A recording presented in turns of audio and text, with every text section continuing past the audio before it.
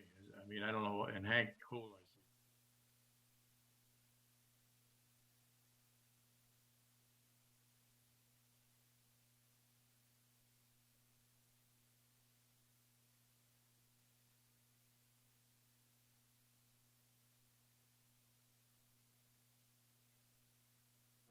It's 7:01 p.m. I'll call to order this August 25th, 2020 joint meeting of the Board of Selectmen, Planning Board, and Board of Health. Just a couple quick announcements to make before we get started. Pursuant to Governor Baker's March 12, 2020 order suspending certain provisions of the Open Meeting Law, General Law, Chapter 30A, Section 18, and the Governor's March 15, 2020 order imposing strict limitations on the number of people that may gather in one place, this meeting of the Town of Chelmsford Board of Selectmen will be conducted via remote participation in its greatest extent possible. Specific information and the general guidelines for remote participation by members of the public and or parties with the right and or requirement to attend this meeting can be found at the town's website at www.chelmsfordma.gov.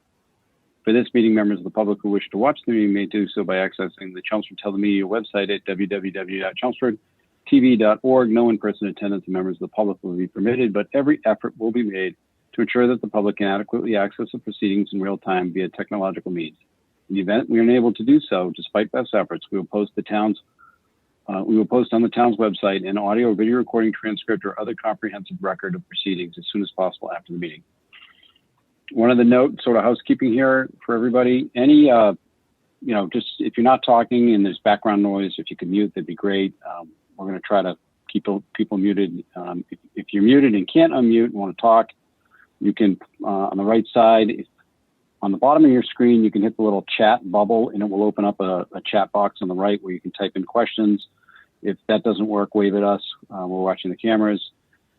Anything that is typed in the chat, whether the chat is typed privately or to the whole group, becomes part of the public record. It can be seen by the public. Just keep that in mind. Remembering that whatever you type can be seen, and just watch your chats. And with that, I'll get started on the agenda here. So the first item is the public input regarding sewer capacity.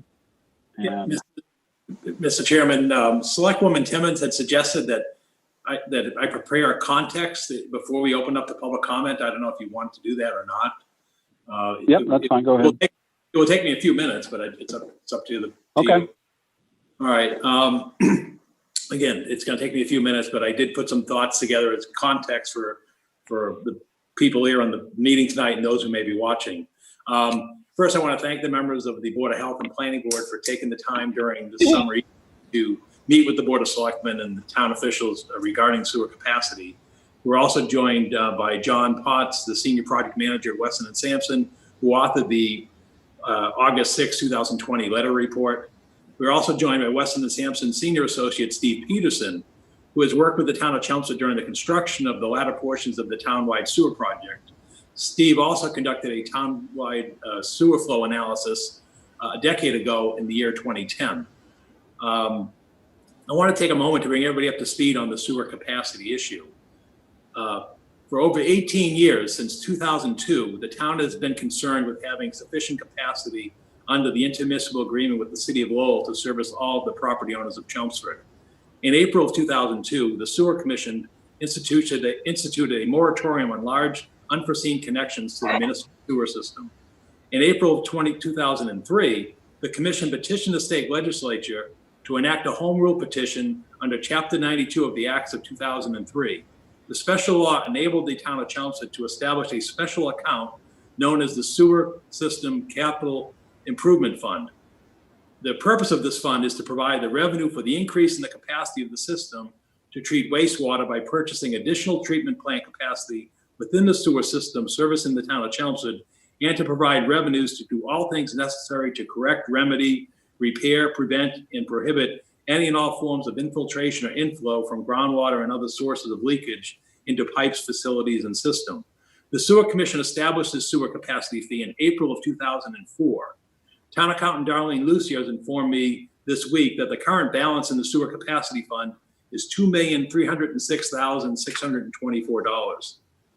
The 12-month average daily flow for Chelmsford a decade ago, when Mr. Peterson did the study, was approximately 2.58 million gallons per day. At that time, there were approximately 1,100 existing residential properties that are not connected to sewer. It was estimated back then that additional residential flow would exceed available capacity. The town of Chelmsford had unsuccessful discussions with the city of Lowell in October of 2007 regarding the purchase of additional wastewater capacity. As I stated earlier, the town of Chelmsford's 12-month average daily flow a decade ago was 2.58 million gallons per day. The town's 12-month average daily flow for calendar year 2019 was 2.56 million gallons per day. So by that regard, there's been no change in the town's sewer flow from a decade ago to 2019. What has changed is the estimated future wastewater flows from new development that has been approved by the town. The chart that's listed on page 3 of the Weston and Sampson August 6, 2020 letter report that is included with this meeting packet, the estimated sewer flow would rise from 866 additional bedrooms. The major developments are the 268 bedrooms at 104 Turnpike Road, which is occupied, Pine View at 1 Gorham Street, 168 bedrooms, which is under construction, and 50 Hunt Road, 159 bedrooms under construction. The total estimated average daily flow based upon the current flow and the approved development is approximately 2.66 million gallons per day, which equals Chelmsford's permitted flow to the Lowell Wastewater Regional Utility. Therefore, Weston and Sampson, in its report, recommended that no additional permits for construction of proposed development to the Chelmsford sewer system be approved until additional capacity can be secured. Page 4 of the Weston and Sampson report lists properties with potential future wastewater flows.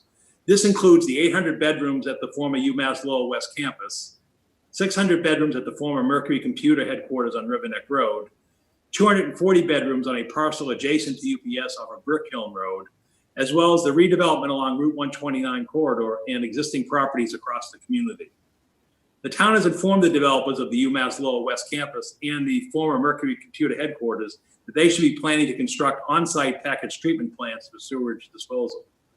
However, the town's general bylaws need to be amended to facilitate the construction of on-site sewer treatment plants and to conserve capacity in the town's sewer system.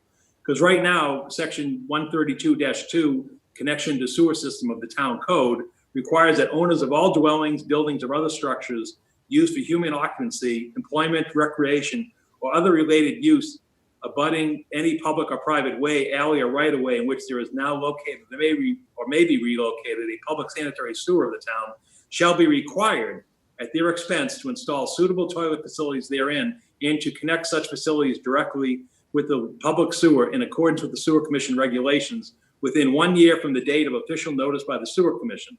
Provided, however, that the Board of Health may order any person to connect with the public sewer at any time if it is deemed to be in the best interest of the town, upon giving 30 days notice to do so.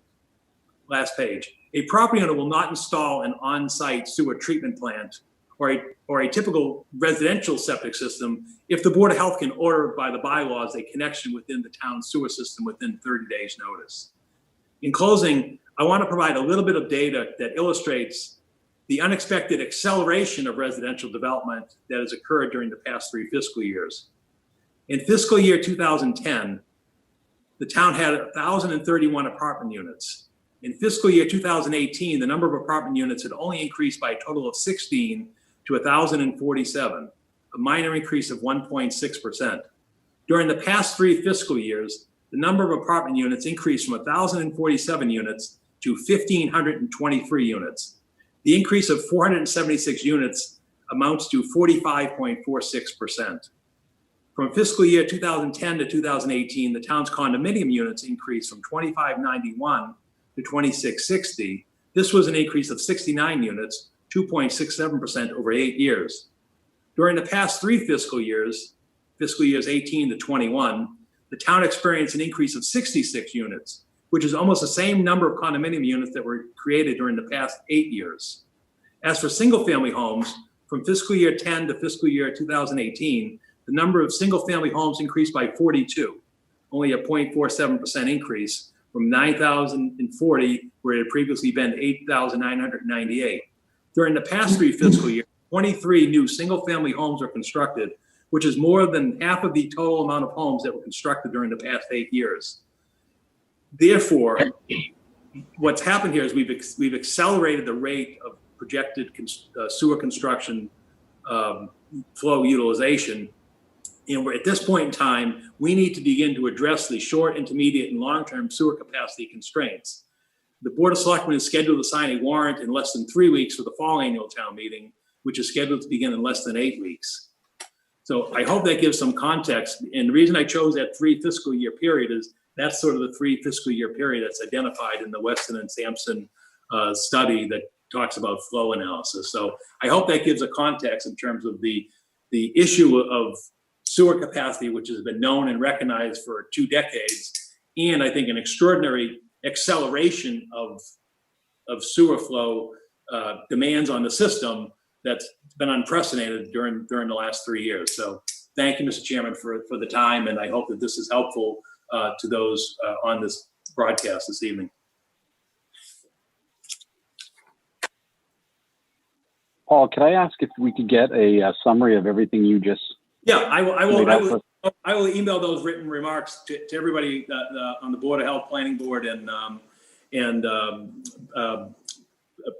Board of Selectmen, and I'll also provide the background data of the report from 2010 and so forth, so that everyone's operating with the same data. And again, there are others such as Richard Day and so forth who lived this, as opposed to me researching some of this going back, to 2002 and 3 and so forth. But yes, I'll send that data out to everybody. Thank you. Thank you.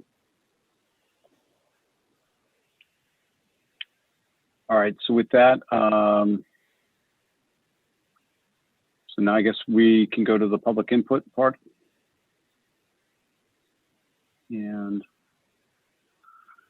let me just review the chat box here, make sure, does anybody, any questions? We don't have any questions in the chat box. Is there anybody that would like to?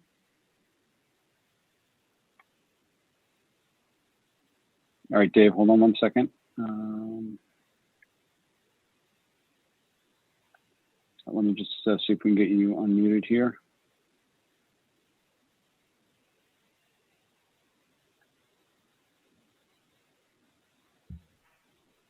All right, Dave, go ahead. Okay, great. Thank you very much. Yeah, this is And Dave. if you could just give us your name and address, we'd appreciate it. Yeah, David Foley from Precinct 5, and I don't know how to change my Zoom name, so I apologize for that. I'd like to thank the town manager for that summary. That was extremely helpful. I have a couple of questions. My first question is, according to the data provided by the town manager 10 years ago, 1,100 residences were not hooked up. And my first question is, today, as we sit here, are there any residents remaining that are not hooked up? And if so, how will their situation change as a result of this capacity crunch?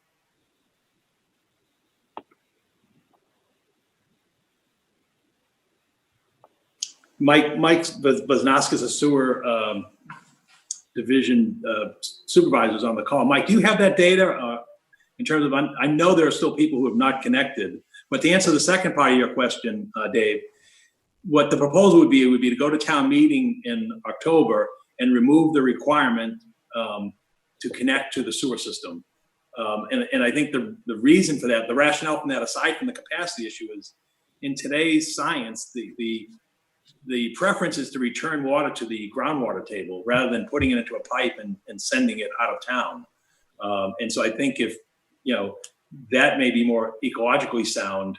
And I think, hindsight's always 20/20, but I think if one were to make that decision today, you would tend to want to not take water out of the aquifer and allow it to filter and clean by to the extent possible into the system, which is why in a large number of communities, the entire municipality is often not connected to sewer. It's only really the troublesome areas that are connected to sewer. But I don't know, Mike, do you have that data? I didn't see Sue Rosa on the call. I don't know if Sue had the approximate number. I know there's a list and the reason there remains a list is because the enforcement of that takes place through the district court, and we've utilized town council to go after property owners, but the court limits the number of cases that they'll process at any time. But I don't have the list in front of me. I don't know if Sue or Mike has a Sue's on the call, Paul. Okay. I don't know if either of them have that number, how many people are still not connected that should be connected. I don't have that So number. this is Sue Rosa. I want to say at this point, Paul, we probably have about between 30 and 40 people that are not connected. But then I believe we also have another group of people that fall under the list of they're not connected because they were about 300 feet or more from the closest stub or connection point for the town. So those people were kind of in a different category because of the amount of money that it would have cost them to tie in at the time. So Sue, is that 30 or 40 not connected and an additional 30 or 40 that would be on the 300 feet? I can try to pull up the spreadsheet while I'm on this call and get you a little bit more accurate number. Okay, thank you very much. Just to follow up on that, is it fair to say then that the 30 or 40 residents who have not hooked up, is it fair to say that proceedings will not be pursued against them between now and the time that the bylaws change? That would be my understanding, yes. Okay. Okay, great, thank you. And my second question is, the bylaw that you quoted, Paul, that relates to tying into the sewer makes reference to the Sewer Commission regulations. And I'm wondering, aside from a new bylaw, do the sewer regulations also need to be updated? And if so, what is the time frame for or schedule for an update on the sewer regulations? Yeah, just to make it clear to everybody on the call, when under the town charter, when the sewer system was completed construction, the sewer commission dissolved, and all the responsibilities and authority of the sewer commission was transferred under the charter to the town's Department of Public Works. So to answer your question is we need to do two things at a minimum, and I've discussed this with Paul Haverty, our town council. We can at least change the bylaw to remove the references to sewer commission, since there no longer is a sewer commission. But yes, we should examine and update the sewer regulations to be contemporary as well. So yes, that work needs to take place. Yeah, my understanding is that the sewer regulations will also stipulate that 1-year tie-in, and so they would stand in contradiction to a new bylaw, and that could be a problem. Again, those could be amended without the requirement of holding a town meeting vote to do that. So that could be done. I would assume that if town meeting voiced its change to the bylaw in the 90 days that it takes to get approval by the Attorney General, the general bylaw, that the DPW could amend the sewer regulations so that everything's in sync once the bylaw is approved and in effect. Okay, thank you. That's all I had for tonight. Is there anybody else that would like to address in the public input? Mm-hmm. Anita can. Oh, okay. Anita, you're unmuted, so go ahead. So I had a question regarding the proposed taking out of the language of requiring to connect to the sewer. In light of the fact that there's been a lot of development in Chelmsford and people are quite upset about it, wouldn't this be a great opportunity to incentivize folks single family homes versus multifamilies, meaning anyone that is going to build a multifamily must have their own sewer treatment system, and that's from 2 and up. Not necessarily take away the requirement for single family, so that way it would incentivize tear downs and rebuilds. I just thought, we should be careful, and this is a great opportunity to maybe drive more development of single family homes in our town.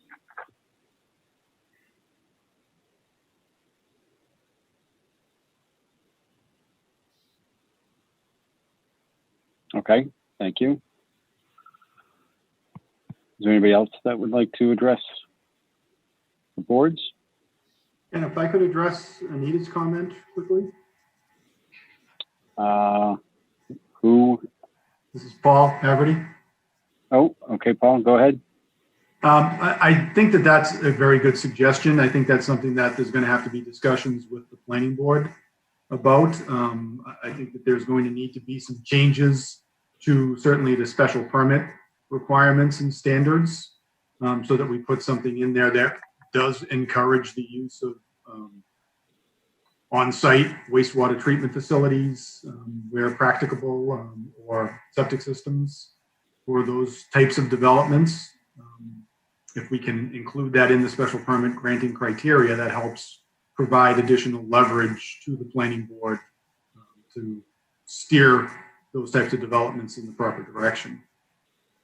And if I could address a previously raised comment as well, with regards to the sewer commission regulations, I did want to point out that Article 3.1 of the existing sewer regulations state that where a public sewer is not available under the provisions of section 2.4 of those regulations, the building sewer shall be connected to a private wastewater disposal system, complying with the requirements of either or both the Board of Health of the town of Chelmsford and the Department of Environmental Protection. So there is actually a provision in the existing sewer regulations that addresses the possibility of sewer not being available, even if there's a sewer line that is in the road. So while there does still need to be a revision of Chapter 132-2 of the code, the sewer regulations do contemplate this eventuality.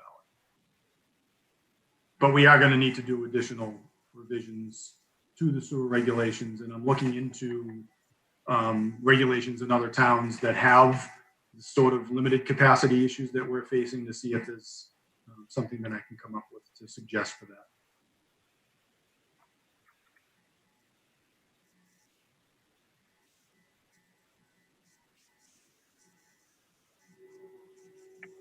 Okay, is there anybody else that would like to speak?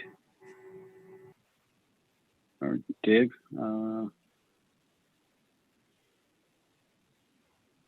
There you go. Yeah, I just wanted to follow up with Paul Haverty. Are you saying then that the sewer regulations do not need to be updated, or that the sewer regulations do need to be updated? Because I was a little confused by what you said. The sewer regulations will need to be updated. We are facing circumstances in which we're going to need a lot more guidance for the sewer division, but also for the public as to what can and cannot be done with regard to the sewer. And we need to okay, thank you. That's fine. But my point was that there is actually currently a provision in the sewer regulations that would allow private septic systems or wastewater treatment facilities if sewer is unavailable to those properties. So we don't need a change to allow that to happen specifically, although there is still the provision in the code that allows the Board of Health to require a connection to the sewer system within 30 days. And that's obviously going to be a big disincentive to a party to spend the amount of money that it takes to install either a septic system or a wastewater treatment facility. So an update of both is still going to be required. Okay, thank you. Welcome.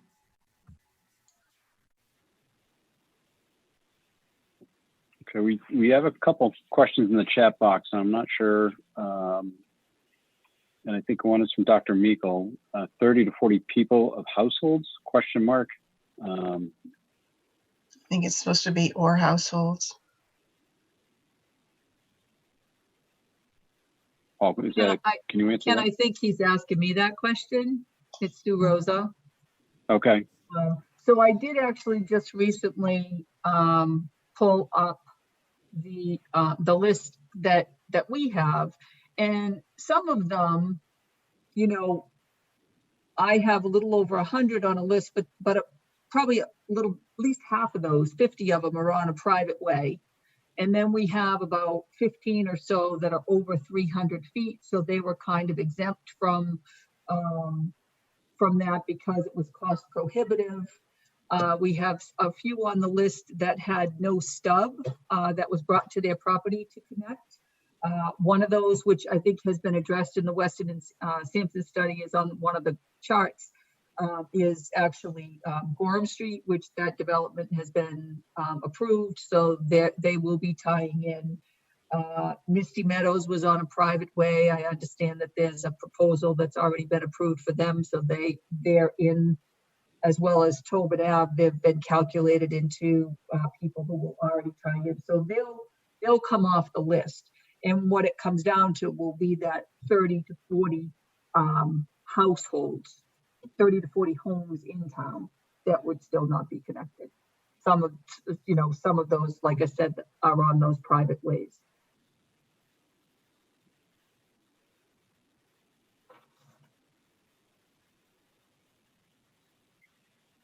Okay. Thank you, Sue. I don't see any other questions. Nobody else is raising their hands. Lori Myers had a question in the chat. Well, she said, thank you, Paul. So I'm not sure if that meant that Paul answered that. Paul, Lori Myers had asked, have building laws been modified as a result of having sewage, and how will future buildings be impacted?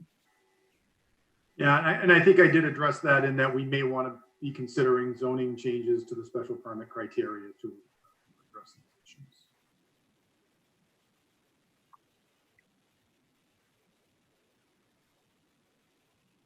So can I make a comment on that? Sue Rosa again? Sure. Yeah. So as far as the whole going from town sewage back to septic systems, that's definitely going to have an impact, obviously, on the town. It's going to have an impact on building. It's going to have an impact on planning, and it's certainly going to have an impact on the health department as far as what the needs are going to be moving forward if we are all of a sudden now, I hate to say it, but in my opinion, backpedaling to where we're now going to go back to Title V inspections and go back to on-site septic. We're going to have to have a contracted septic engineer that would most likely have to fall under the Department of Public Health for any of these developments that are going to go in the future, that are going to have to pass Title V inspection and all the requirements of putting in a septic system. I mean, we don't really have another choice if we're at capacity, but I just think that people, need to know that we're going to need to have that septic engineer to review and stamp the plans, and then, look at the final construction as well.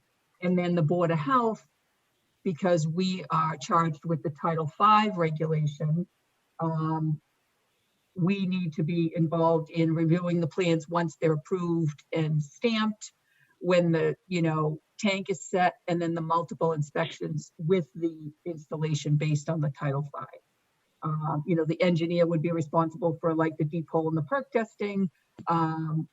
But, I just want to kind of bring up that the impact that this is going to have on the different departments moving forward. And we will have to, in addition to changing the bylaw and stuff, plan for this financially. Thank you.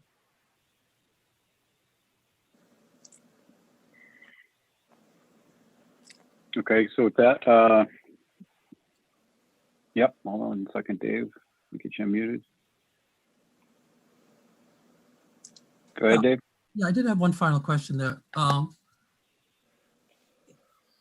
Is it envisioned that with this bylaw change, does that mean that somebody who is currently hooked into the sewer would be able to disconnect from the sewer and go to on-site septic? And I'm thinking specifically here of people that have a grinder pump that never really wanted to tie into the sewer that way.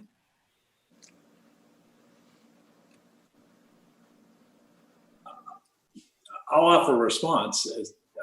I think that could happen, but if you look at the cost that it takes to install a septic system, I'm not sure there's a big rush to people to do that. I don't expect a big rush, but what I'm wondering is, I just wanted to clarify if this was a possibility, that's all. And then it may also hurt the marketability of the home for sale, because the one thing you do have with the sewer line is you have guaranteed sewer flow and capacity on an existing connection.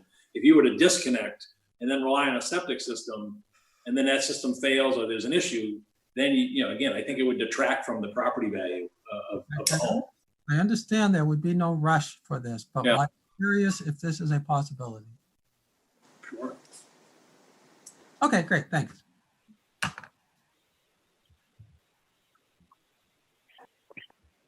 Can I ask a quick question? Sure, go ahead, Anya. Do we, if, I'm just playing devil's advocate, if we did not go down the route of in-house or on-site septic systems, and can we buy additional capacity? That's part one of my question.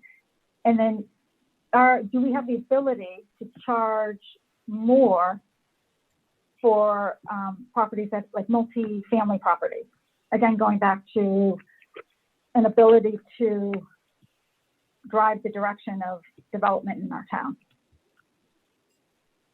Mr. Chairman, I think Steve Yonley, who's on the call, can best answer the question, particularly the Lowell question of capacity, because he's had discussions with the Lowell officials and has been around probably longer than any of us on this call and dealing with the Lowell wastewater utility. All right, Steve.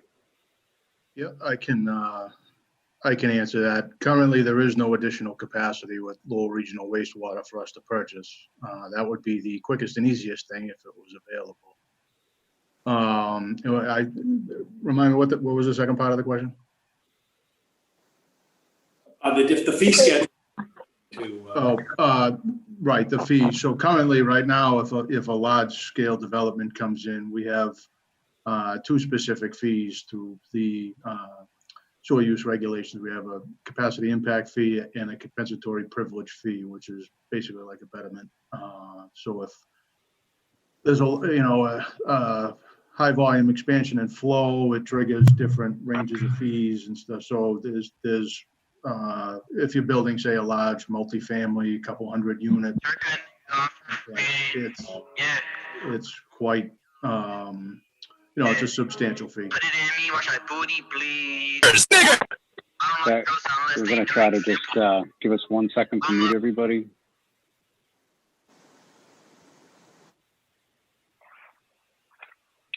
And we're going to just try to get that off.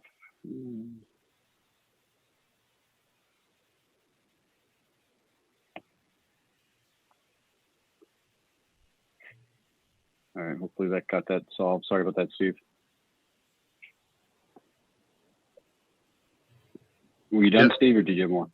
No, if everybody heard that, like I said, just using it as an example, if you had a 200 unit, all 2-bedroom, the fees are substantial.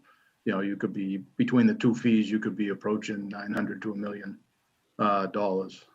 So, Is that a one-time fee? Is that a Yes. one-time fee? Or, Yes, okay. it's one time. No, the only reason why I was just going down, thinking more how we did the split rate for taxes for businesses versus residential. Mhm. If there's an opportunity to do that with the sewer. So to answer that, in the actual rate, the user charge, once everything's occupied, those are different for commercial or residential, industrial. Those rates are different, but not the initial connection fees, if you will. And then, but the residential, that's regardless if it's a condominium or single family. Correct. Okay. Lori Myers put a question in the chat, Ken, but I think that's part of the body of the discussion that we're going to be having when we close public input. Yes. I don't know Yep. if that can be answered right now. So Lori's listening. We'll address that in the next section. For those at home, the question is, will Chelmsford be issuing a building moratorium as a result of these findings? All right. I also have Richard Day's hands up, so I'm going to let him speak. Yes, can you hear me? Yes, go ahead, Richard. Oh, okay. I wasn't sure whether I had it on or not on. Yeah, I mean, just for, clarification of for over the years, we have those two groups. One group, which is within short distance of the sewer, had 1 year to connect, and we're down to, say, 30, 25, whatever the final number is at this point in time. The other group is those that are on private drives and those that are on great distances away from the roadways. And were put into that option, okay, where they could decide whether they wanted to tie in right now or whether they didn't want to tie in right now. And they had basically that decision until three things happened. One was failure of the system. They had to tie in. The second thing is if they sold their home, they had to tie in. And the third thing is if they expanded their home to increase the demand of the living space, they would have to tie in. Those individuals were given that option because of the excess cost that potentially they were facing versus what I call the average 100-foot run kind of thing. That's why they kind of set it at 300 feet or greater, the setbacks. And I think those individuals, in further discussion that we're going to have, are going to be looked at sitting there saying, gee, I thought I had this option, and now as the town, because all the capacity is gone, that they now don't have that option to do it. So I think, yes, in some of our discussions, the group that remains needs to be looked at, and what we can do and what we can't do. Also, too, from some of the comments that have been made, yes, the town did make the decision to, quote unquote, remove the water from all going into the ground. That decision was made because the town was going to be forced to make that decision for at least 2/3 of the town, minimum, because we were polluting the groundwater and we were polluting brooks and streams and whatever going through the town, and therefore the state was coming after us for the pollution matter. And of course, the scenario, of course, was the fact is that we were putting our water supply, which of course is municipal well fields, at risk, and therefore had to make the decision that, quote unquote, the mistakes of the past, not pointing any fingers, but the mistakes of the past, of the development of the town, sort of led us to that ultimatum kind of thing. And I think we're 98% down that road, and the remaining individuals that are left, I think should be given some, again, this is a personal comment, for being the sort of the person that was on the sewer commission for 25 plus years, and also to the intent of it and the intent of the cost and the intent of everything, that they be given some flexibility in this process. I understand we're hitting the wall and we have to make some decisions where we're going and whatever. But I think of and again, the numbers game, I haven't looked at for probably a year or so. But bottom line is that we're probably 2/3 of the total number of parties that potentially would have the past option to tie in. 2/3 of them are in that category. So as Sue was mentioning, that if there was roughly 30, and again, I'm just throwing the number out, 25, 30, that there's probably another 60 plus. And again, I know on the list, there was some of the parcels that were taken off and this, that, whatever. But these private individuals that thought they had options for their properties for now and in the future are now going to be looked at and facing what's happening. So I just want to make sure that people understand there was two things that were brought up, and the small number were individuals that just wouldn't do what they were supposed to do, and therefore regretfully got into the process of enforcement and whatever, and costing the town money and other things like that. The other parties had an option, and they chose an option thinking that they always had the other option when things came out. So as I said, I just wanted to bring that up at this point, but for further discussions, we can we can do that too. So thank you. Thanks. Thanks, Richard.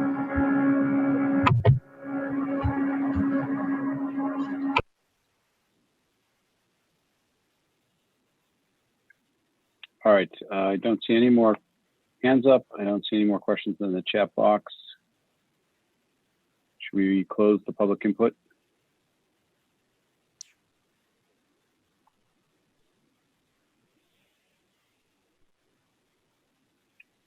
Okay.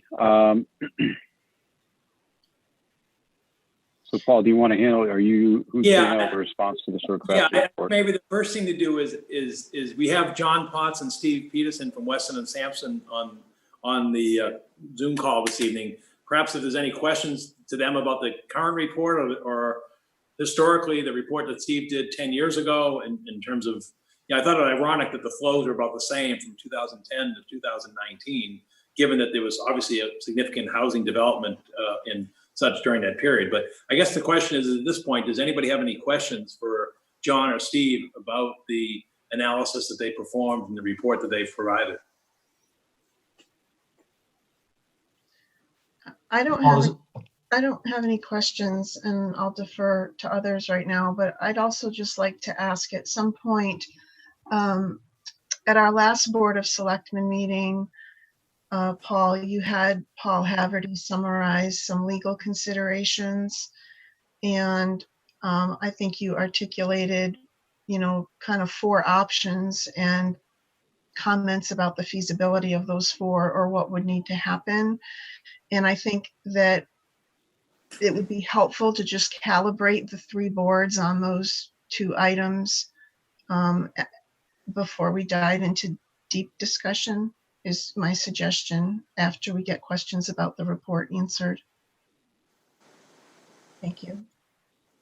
All right. Mike Walsh, did you have a question? I saw you. Yes, thanks, Ken. I was just going to ask a question to the engineers. I didn't see in the report, I might have missed it, but when was the original life cycle of the system that was designed a few years ago expected to reach capacity? Because it seems like we're all surprised that this has happened right now with the development that took place, as Paul just said, in the past year, a couple of years. When was the actual life cycle expected to hit capacity on the original system? Do we have that number or date when it was originally anticipated? Hi, this is Steve Peterson. Can you hear me? Yes. Yes. So I can, I guess, try and offer something to that. So when the system was originally designed, it was intended for 2/3 of the town to tie in. That was the original facilities plan, as Richard was alluding to when the administrative consent order was coming down from DEP. That was the areas of need that were identified. So over time, the town ultimately voted to sewer the remainder of the town. And at that time, we looked at flows and we understood that capacity would be an issue down the road that needed to be monitored closely.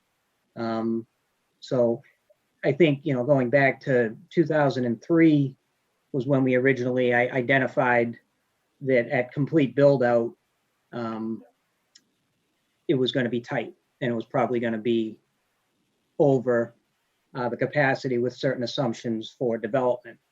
One thing that has happened, as Paul was alluding to, the numbers, over the last 10 years haven't gone up significantly.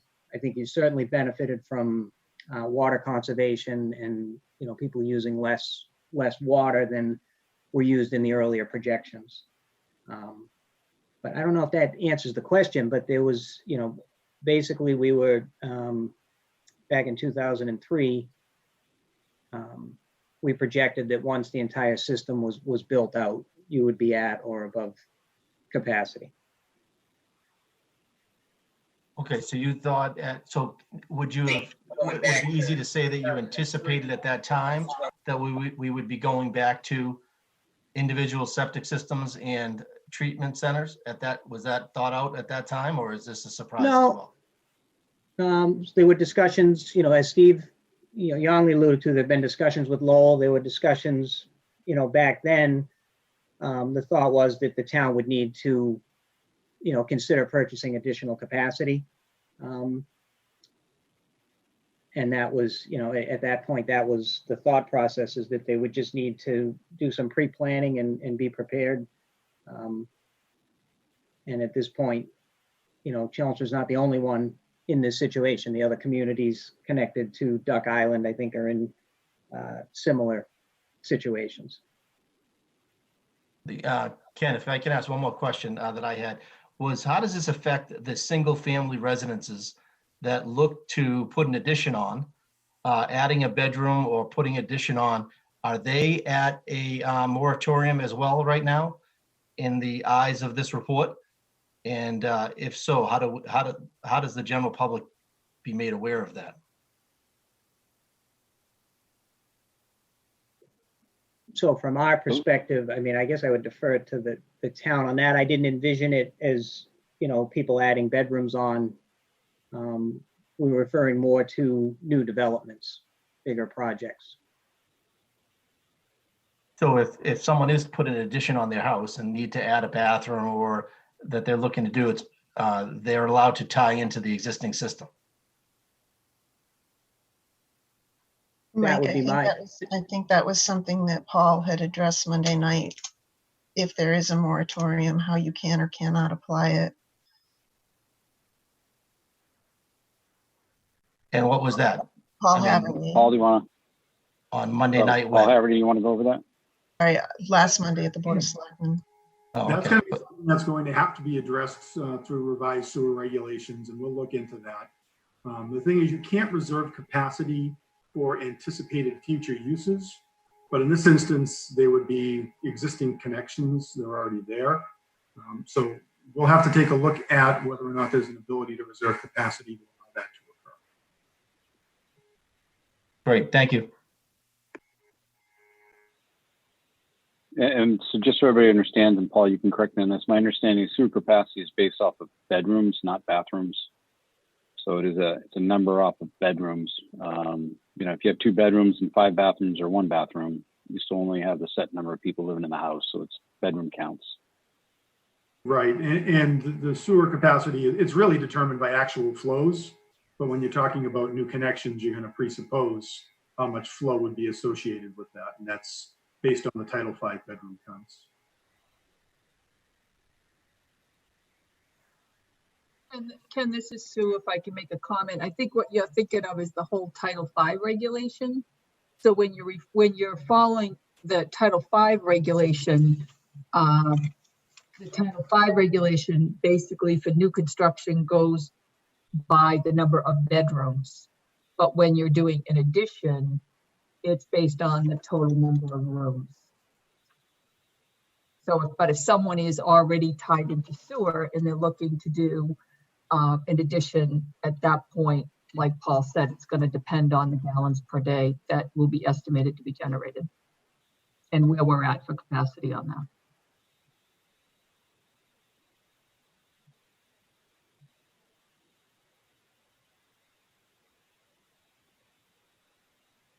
So, Paul, do you want to go over the different opportunities that we addressed last week or to discuss last week that potentially could solve this? I'm not sure where we're going with this tonight. I don't know if you're looking for a decision on a moratorium of building or not, but I think we need to know, the public needs to know what the short-term plan is today. We're going to do down, a year from now, and where we're going to be, 5 to 8 years from now, and what our options are, what opportunities we have to fix this problem. And when I mentioned calibrating the people on this call from that discussion, the 4 things I had noted, Paul, from the Selectmen meeting were what it would take to get more capacity from Lowell, imposing a moratorium, and that's where I think there were some other legal implications, bylaw change, and someone had also asked about building our own sewage treatment plant. So I thought it might be worthwhile just summarizing what you had stated or what others had stated at that meeting. And I don't know if there's other options to consider. We could choose to just exceed our capacity and get fined.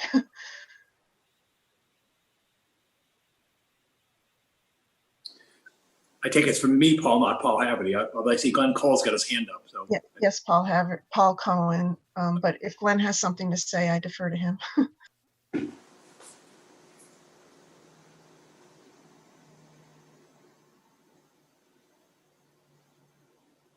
Nobody wants to take this one? No, I thought Glenn Cole was trying to get the attention. He sort of had his hand up. I got you now. I was muted. The question that I got is, as far as planning board stuff goes, there's been a few projects, I'm not sure exactly how many, that have already been approved. What is the effect on those projects where we've already told the people and they've spent their money for their engineering and everything and got their approvals, and now they don't have the ability to build out their projects? Are they going to be exempted from this if you do a moratorium? I think Paul Haverty can best answer that, but I think the answer would be yes. I mean, as you said, the town's made a legal decision to authorize a project, and to renege or rescind that authority, I think would create liability for the town. But I don't know if Paul Haverty, town council, wants to expand upon that, but I don't see. I think it depends first on the nature of the approval. The reservation of sewer capacity, it has to be based upon application for a sewer connection. And the case law is very clear. That's done on a first come, first served basis. The town does not have the ability to reserve capacity for future planned preferred uses if there is an applicant coming in looking for an immediate sewer connection. One difference to that would be a Chapter 40B development. If that's already been approved, then that technically is already in the line for its sewer capacity, because a comprehensive permit issued under Chapter 40B is all local permits, and that includes your sewer connection permit. So technically, they have already received their connection approval, and they're simply waiting to move forward on the construction of their project. Other projects, my understanding is they've been taken into account when looking at what capacity is currently available, and there would be sufficient capacity, and the people from Weston and Sampson can correct me, or Steve Youngley can correct me on that. But we don't have the authority to reserve capacity for those, say if they don't move forward in the next 5 years and actually seek a sewer connection permit. We don't have the authority to reserve that capacity. Okay. Unless there's something through the adoption of the sewer moratorium. And I'm looking into that issue currently. So basically what I'm gathering here is the people that have the approvals from a planning board should be going in and asking for their sewer permits basically immediately to guarantee that they have a sewer usage? Well, and again, they're only allowed to request their sewer connection if they're ready to connect to the sewer system. So that, if they have not yet put a shovel in the ground and started constructing a project, I'm not sure that applying for a sewer connection permit would be timely. And if it were, whether or not they'd be actually able to get to the point of completing that connection before that permit would expire. Okay. So going forward, as far as a letter from Weston and Sampson goes, we're not going to approve any more projects that come before the planning board until there is adequate sewer capacity from the town of, from the city of Lowell to us. So basically every project that's coming forward is either they're gonna have to put in their own septic system, sewage treatment plant, or they don't get a permit. Is that correct? We are going to have to look at how we're going to handle that issue. I don't know that we can tell an applicant that you are not allowed to move forward on permitting. And I don't think that we can deny the issuance of a permit based upon a reservation of future sewer capacity. So again, while there still is capacity available to allow some number of connections, I do not believe the town can simply deny a project stating that there is insufficient sewer capacity. So That's all one of these, the reasons why I had suggested that a revision to special permit criteria may be in order, so that it would actually incentivize the use of on-site wastewater treatment facilities or septic systems, and make that part of the criteria as to when a special permit is granted or not granted. And that would give the planning board a much greater leeway in actually looking into developments that are in front of them and determining what their impacts will be with regards to the wastewater. okay, I think you answered what I needed to hear. And Paul, last week, one of the things you said to us is the town could not play favorites, meaning they couldn't approve residential, but not approve commercial. We had to sort of do it all in line. Yeah, again, they have to grant connections first come, first serve. I don't know what level of leeway we have in creating the sewer moratorium, presuming that's the direction that we're going in terms of prioritizing certain connections. I have done some preliminary looking into sewer moratoriums in other towns, and I have seen some distribution between the commercial, industrial, and residential uses. So there may be some ability to do that, but I need to do some further review of that. Okay. Paul Cohen, looking at the Weston Sampson report, is this telling us that we are past our capacity now in excess with Lowell?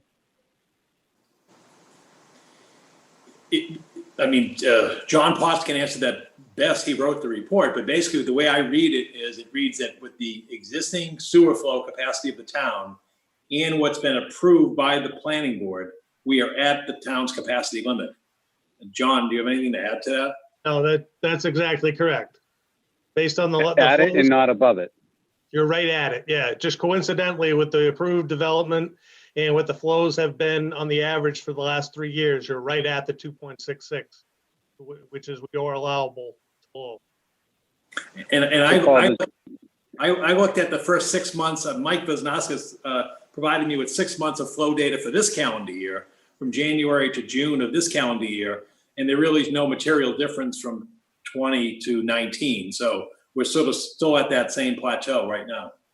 Best we Could you clarify, is it that's been approved by the planning board, or is it that has been approved by the sewer department? Because are those not two separate approvals? I thought we were talking about things that there were projects that were already in the sewer department's baseline. No, was they took existing flow capacity from the meters that are read, and reported monthly, and then added the approved projects from the planning board that have received approval on page 3 of the report. All the list of projects that are provided there in terms of what's taking place in construction on Hunt Road and Littleton, at Gorham Street and so forth, and basically factoring that in puts us to capacity, even though there's no flow there because they're not occupied. Can I jump in and try to provide some clarification? Sure. My understanding of the report, the projects that are in the pipeline that have been approved, for purposes of the report, the calculation has been added. Those flows have been added. But I think what you're hearing from town council is until those projects they apply for, pay, and receive their sewer connection permit, which is after a building permit and building the project, those actual flows aren't in the system. So it's all theoretical at this point. Projects that are in that pipeline, if they don't move in a timely manner, but there could be other projects that get connections. Yeah, but if you look at that chart on page 3, there's 3 big projects that overwhelm the total of 866 in the approval stage. One is already occupied, 104 Turnpike Road, which is 268 of the 866. The other two large ones are 50 Hunt Road, 159, and Pine View, which is Gorham Street, of 168. Those are the big three, and those last two, Hunt Road and Pine View, are well under construction. And they're a 40B. They're both 40B projects, so they're already reserved. But an example, Tobin Ave, definitive subdivision, has planning board approval, but they don't have a sewer connection permit yet. So we've allocated it for purposes of an exercise to try to do some projections. But prior to, let's say, Tobin Ave getting their 5 or 6 duplexes up and running with a sewer permit, you may have 12 single-family homes that are built. So it's a first come, first serve at this point, until we clarify the rules of engagement.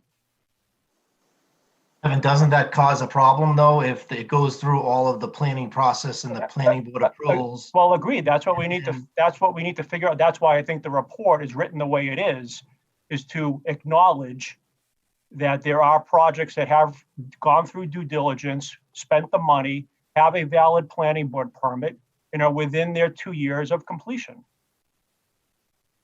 But I think the report, and then segueing into the legalities and how we're going to manage this between now and October and beyond October, that's what we're trying to figure out. But I think what I've heard council say is just because you have an approved special permit from the planning board or a subdivision approval from the planning board, while theoretically you're calculated in the study, you don't have a guaranteed, you're not grandfathered. You haven't reserved your right yet because you haven't applied for and obtained the sewer connection permit. But those people will be allowed to put a private septic system in if need be, though. To me, that's the whole point of what's being proposed for October, is to at least allow people that right and that opportunity. Okay. And just one more thing. Under the current regulations, if the sewer division determines that sewer is unavailable for those projects, then they have the right to put in the private wastewater system now. I have a question for Paul. Hold on, Hank. Mike Reisbeck's had his hand up for a few minutes now. Can I just? Yeah. What I haven't heard us discussing yet are methods to reduce the sewer use of the existing population of uses. And given the rather slow rate at which sewer use has been going up over the last decade, a reduction of a couple of % in generated flow would give us a lot of leeway. I'm sure there are things that can be done there, kinds of pricing that make it relatively cheap to hook up and relatively expensive to abuse it. And there may be other things that can be done as well. Has that discussion started to take place within the sewer commission or wherever it would have to take place? Yeah, I think what Mike's referring to, this is Paul Cohen, is issues such as low flow devices, such as low flow shower heads, toilets, the issues such as infiltration into our system. But again, our system is relatively new, so there's limited capacity there. But that might be a way of creating capacity. Is there a possibility we approach Lowell, who has a major infiltration problem, and offer to do fund some infiltration issues in Lowell if they were to grant us additional capacity? The other thing, quite frankly, which I raised a couple of years ago, wasn't very popular, but I'll put it out there. If we have a tiered water rate system in town where you have tiers, meaning the more water you use, the more expensive it becomes to use water. You've got a base and then you get higher as you use. We have a flat sewer system rate. So in other words, there's no penalty, quote unquote, if you're a heavy sewer user, much like there is if you're a heavy water user. So again, those are all methods that could be considered as a way to, provide some some capacity to the community in terms of, what could be, what could be obtained. So Mike, Paul, last week, are those discussions and considerations are floating out there. But again, I think one the one second. that All right, 1 second, Nancy. is fall town meeting. Thank you. Paul, one of the things that came up last week and kind of dovetail to what Mike asked and then flips over to you, where you talk about charging more for more sewer usage, for someone who has increased water into the house. And I got two different answers on this question, so I'm going to ask it now with everybody here. When I first said to tie into sewer, I had two pipes come out of my house. One went out the front for sewer and one was going out the back. Well, one went out the front to my septic, one went out the back to gray water. And I'm wondering, is there anything that prohibits in the law me putting in to the pipe that's going out of the back of the house, a gray water, tank back on the system, so that, and then, I get a waiver on heavy water use, because it's twofold. That water gets back down into the aquifers and it stops it from going into the system. And I would probably wager that my kitchen sink and dishwasher put as much water into the system as probably one of my showers. So is something like that a feasible option? I don't believe it's allowed under state law, but Richard Day and Sue Rosa can confirm or provide information regarding that. I don't think definitely not allowed. Okay. In fact, the opposite happens is you have people, and you have people who may be doing their sump pumps and putting that into the sewer system, which creates flow. So you almost want to go the opposite way. You want to disincentivize people from putting up, non-flow such as sump pumps into the sewer system, because that's not captured on the water meter. All right. Paul Haverty, is that your understanding too, that you can't have gray water tanks? That's a Title V issue, so I'll defer to Sue and the Board of Health on that. I haven't looked into it. Okay. Hank, you are next in line on the queue. Thank you. As a planning board perspective, I'm just wondering, all these projects we approved that haven't put the shovel in the ground yet.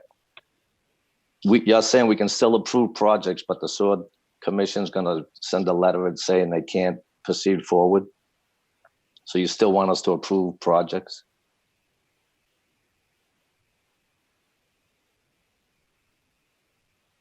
Mr. Chairman, you want me to address that? You or the other Paul? So in terms of subdivisions, the planning board is required to move forward on subdivision applications. If the sewer division informs the planning board that we are at our limit and that no further sewer connection will be granted, then any subdivision application is going to have to be done either pursuant to a Title V compliance septic system or pursuant to a private wastewater treatment facility. All right, and my other question to that is if you, go ahead. Excuse me? No, go ahead. I have a follow-up. So the applicant will have to go through the process, and that is actually, in towns that have no sewer system and operate under Title V, that's a part of every subdivision process, is that the Board of Health has to weigh in on the septic proposal. Okay. That would just have to now become part of the planning board's process.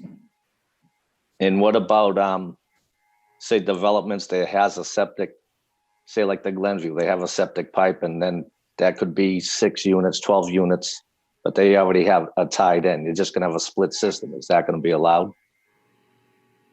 Or is that up to the sewer? I think that's sort of thing we're going to have to figure out how we address. They have an existing connection. So Right. if there is an increase in the flow coming from that connection, how do we address that? And that's definitely something that any new regulations are going to have to address moving forward. Yep, that's something we got to get into. All right, thank you. Ken, I have a quick question. Hold on 1 second, Nancy. Yep. Did you want to jump in? Thanks, Ken. I was going to ask the same thing about split black water and gray water systems. I know they're being encouraged by the environmental side of the government, but I have no idea what the regulations are on it in terms of local or state. I know at the federal level, they're encouraged.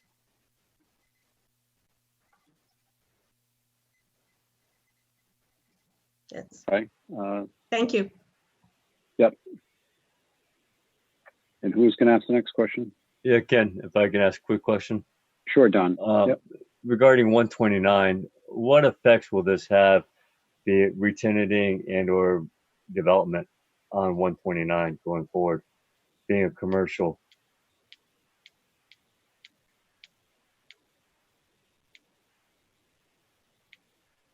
Paul, Cohen? Yeah, I mean, Paul Haverty can weigh in, but if you've got an existing building on 129 that's vacant, it obviously has a sewer connection because it's, you know, it's been previously occupied, and you re-tenant that building, I don't see how the town can stop that. You can't say, oh, well, during the time your building was vacant, you know, we ran out of capacity, therefore you can't occupy your space.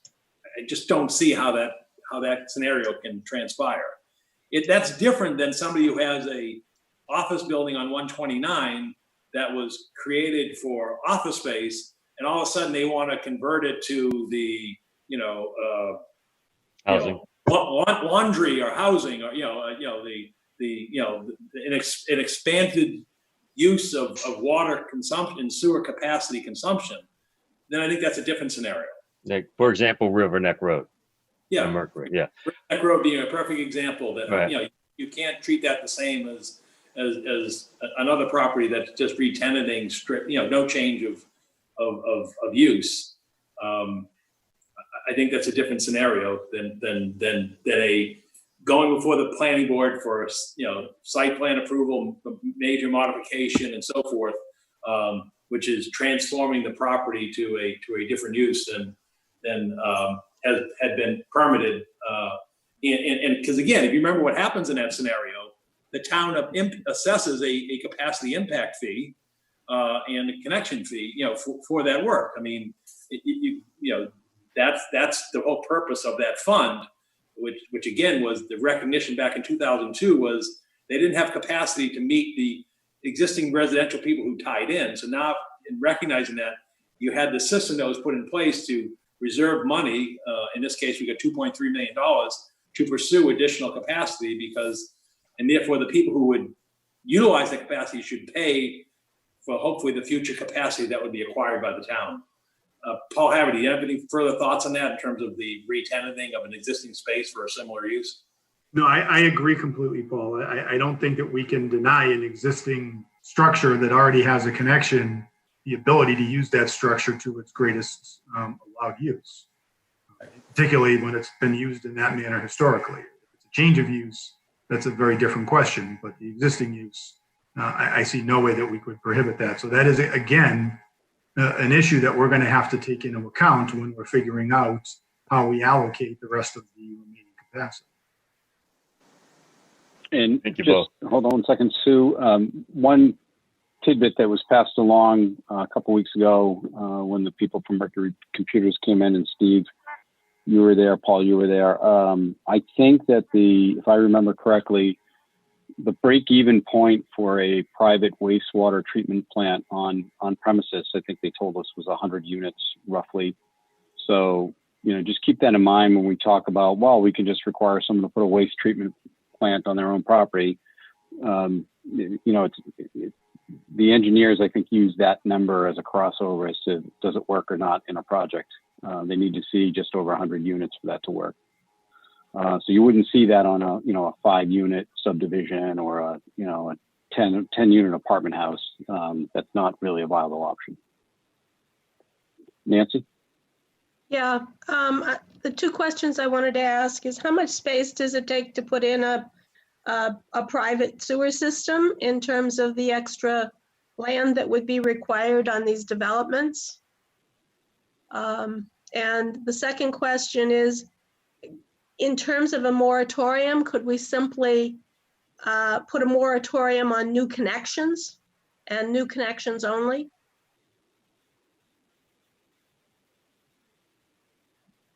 I'll start, Anita. I think the size of the system depends upon what you're building. In other words, if you're out at UMass West Campus and you're talking 400 units, then that's a large, on-site sewage treatment plant.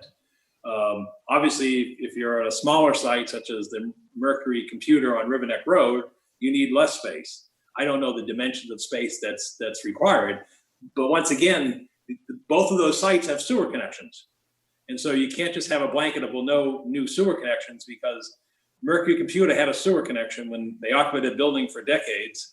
And UMass Lowell West Campus has a sewer connection because they were occupying the building closest to the front of the property as that detention facility for a number of years, even though the remaining buildings in the back were vacant and abandoned. So that's why I think Paul Haverty's saying is there has to be a situation in terms of the approvals by the planning board in terms of change of use that goes beyond just a simple, do you have a sewer connection or not on the property?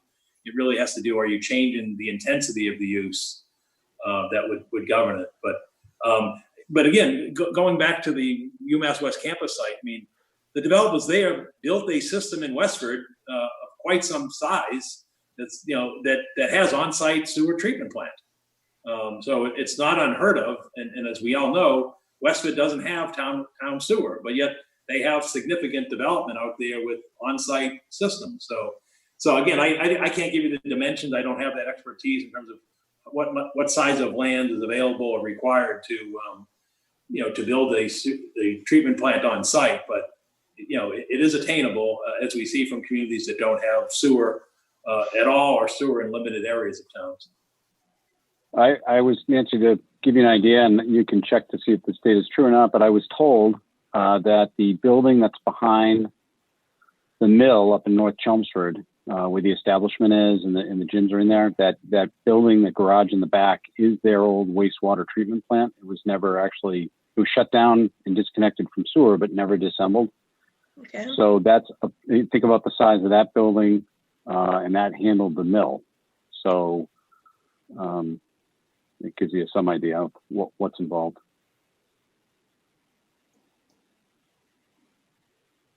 But Ken, there are setbacks that would be involved in that, and there's going to be leaching areas. So it's more than just the area that's required for the building associated. Correct. Yep. It takes a fair amount of area, but it's absolutely doable for some of these larger projects. Right. Paul Cohen, one of the things, when we're talking about, these are projects that will come online, and when they do, we'll get better data, because right now we're just making assumptions, and, but we'll be at capacity. If it goes over, we had asked you last week what the penalty is by the city of Lowell if we go over capacity, because they're not going to just shut off the pipe. Obviously, the flows will still continue, but we'll be in excess. So can you explain to everybody what happens if we go over and there's excess? It's undefined, and I've shared the intermunicipal agreement with members of the Board of Selectmen and with Town Council Paul Haverty. Basically, it just says that the town will be responsible for any penalties, fines, enforcement, or other costs related to exceeding the capacity. So it's undefined what that may be, and obviously that would be the case is if the DEP or EPA came to the city and imposed fines that then could be passed on to the town of Chelmsford.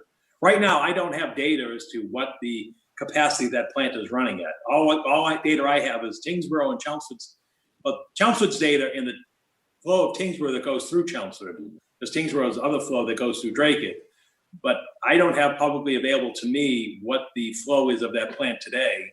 What we do know is right now we have not exceeded our capacity because of the fact that Tingsboro is not using the capacity that we sold to them. So therefore, the town's permitted level is not being breached. But it's unclear what those penalties would be and when they may arise, or what they may arise. What we do know is that the city of Lowell is appealing its permit with the EPA because they believe that the plant can operate at greater capacity than the paper capacity that it has under its permit. But that appeal has not moved at all.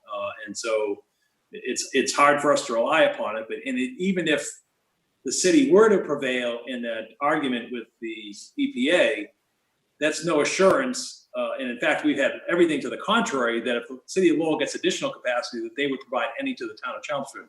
Because every time the town has approached the city of Lowell, going back to 2007 when I was here, and I know Steve Peterson had drafted a letter for the sewer commission around that time as well, we've been rebuffed.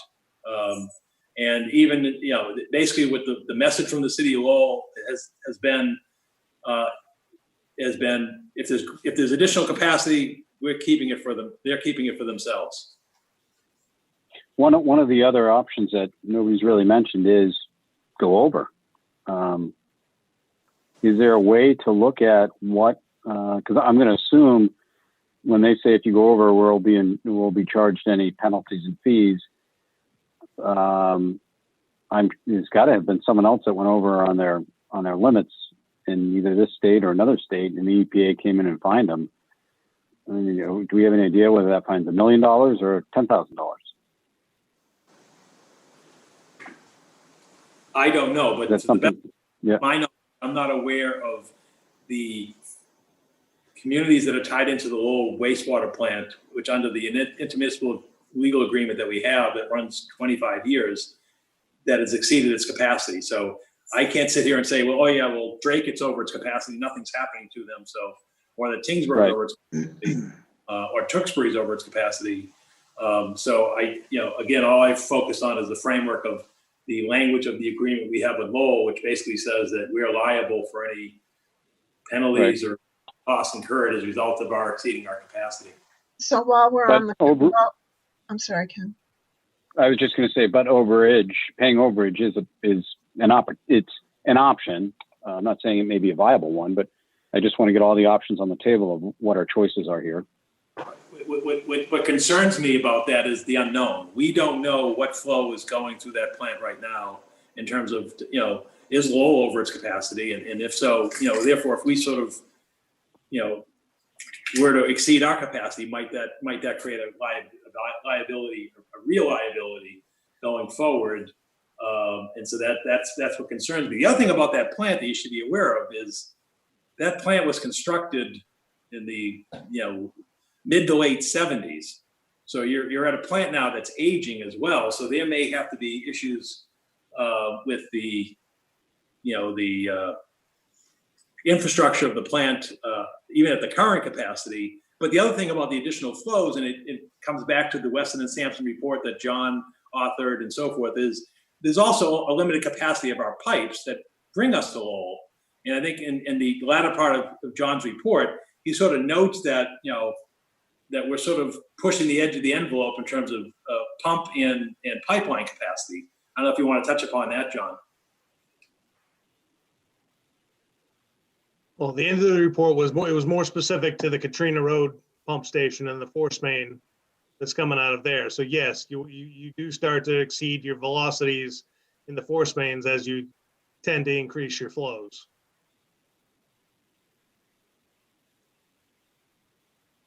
So there are Dr. limits there at Southwell as well. It's we don't just have the ability to just run unlimited flow through those pipes. Right. Hank, you want to?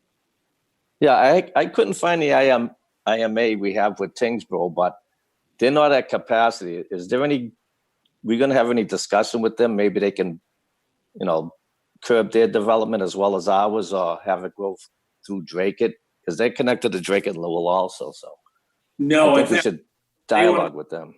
Hank, they want to go the other way. Their development is on our side of the river. Right. And so they approached us about, well, can't we transfer some of the capacity that they have with Drake it and run it through Chelmsford? Because of the fact, again, their development is really turning out to be on our side of the river. And we've been very hesitant and have held them off, saying, well, look, we're not going to, because they wanted a pro-rata share. So for example, if they increase their flow down 3A, Tingsboro Road and so forth, and then it required an expansion of the capacity at Southwell in terms of pipe or pumps, they only wanted to pay their prorated share.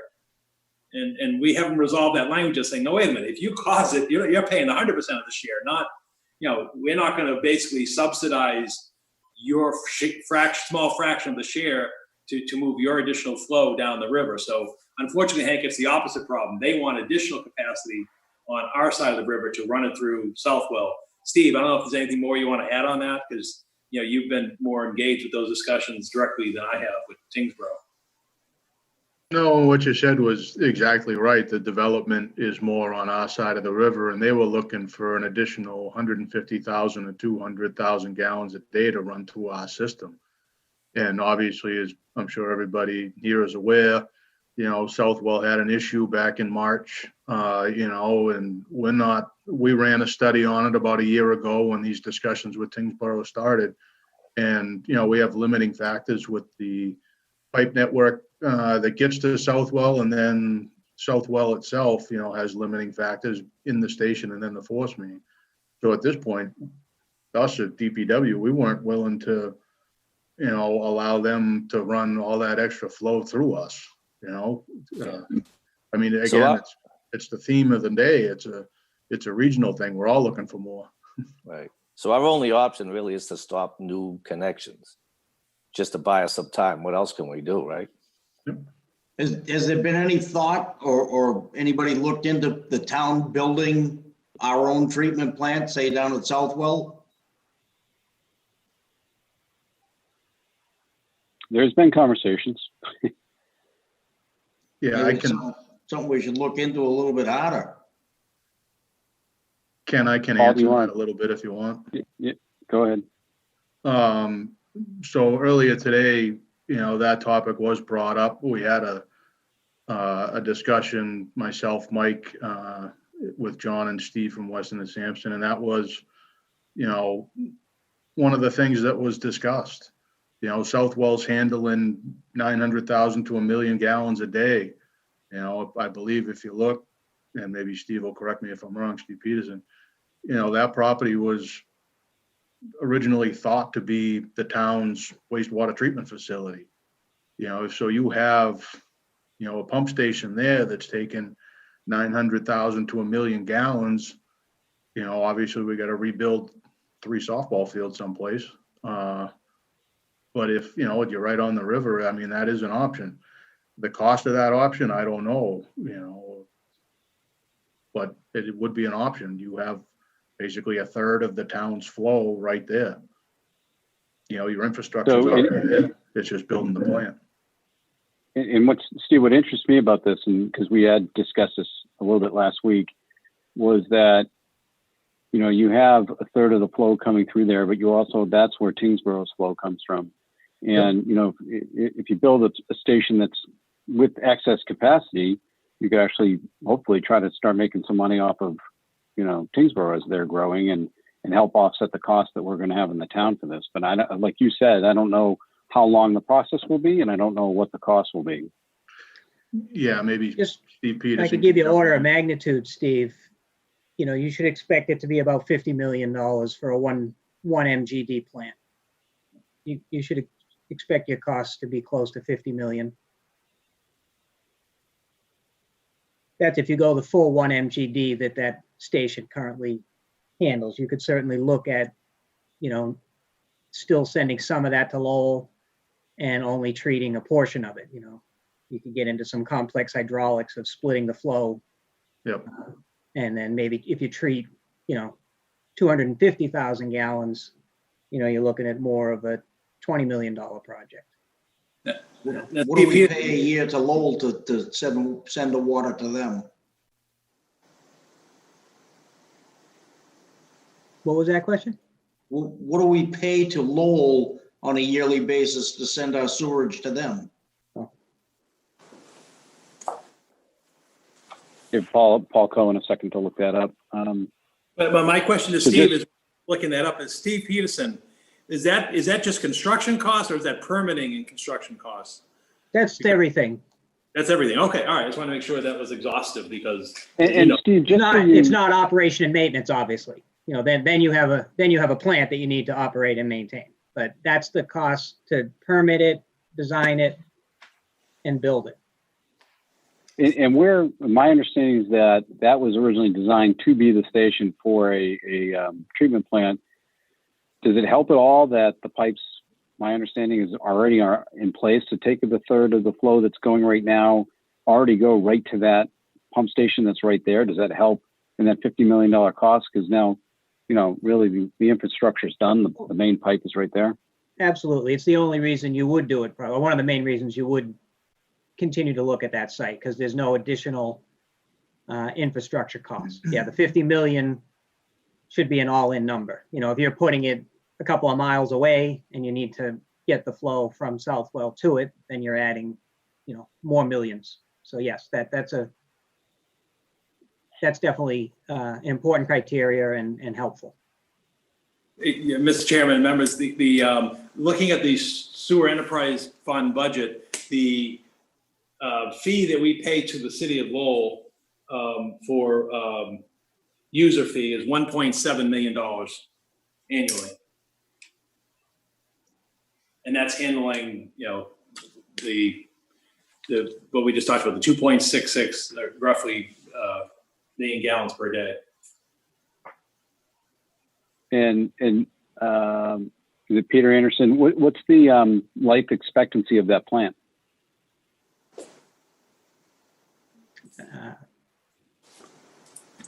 I mean, there's different, the different components have different life cycles. But I mean, we're talking about how Lowell's at, what did we say, that was built in the 70s. So they're at, yeah. so they're at 50 years. So can we expect 70 years out of the plant, or 50 years, or 50 is a good ballpark before, you know, you're really talking potentially major upgrades, I think. You know, there's obviously annual cost to maintain it all along, but. And you've got operating costs too, right? You know. Right. So. Yeah. I still think sorry. And then, you know, one of the biggest factors is how much, how are the soils out there? I don't know what we know. I know that EPA is not giving surface water permits, you know, anymore. It would have to be a groundwater discharge, which would ultimately go into Deep Brook out there through the groundwater. We know how high the groundwater table is there. We put this in the sewer line. So I don't know how much, you know, we could get into the ground there. So. We had the same irrigation wells to replace the pipe. That's how porous it is out there with water flow. Okay. it's also in the flood zone, right? Would that affect it? Yeah, everything has impact, but it's doable. It's doable. More concerned about Yes. the groundwater, I think, than the flooding. You know, because we're not talking about the structures. We can put the structures are already in place. You know, a lot of it. I think for long term, that's a great idea. I think, Lowell's, like you said, it's not going to be. It's 1970. It's 50 years old. How long are we going to rely on that? I think we should look into that. And then, and so that's 50 million is per. Sorry if I'm beating a dead horse here, but if you were to go higher, like, is there a general number to add on each, 100 gallons of flow, or is it 100,000 gallons of flow, or is there a formula we can use to? Oh, for the cost estimate, there's order of magnitude saving, so it's not a direct, every 100,000 is X, but I think, we just did a 100,000 gallon per day plant, and I think the all-in number was like 9 million. So we started with that for the numbers that I kind of just spewed out to you there. And obviously we're very conceptual and very planning level. I don't even have a circle on a piece of paper to go by. So, got it. But using the data that we have, that gives you order of magnitude. If you were wondering, is it 10 million? Is it 100 million? That kind of gives you order of magnitude. And then how long is that process? Is it 9 years for permitting, or is it something you can do in 2 years? 2 to 4 years.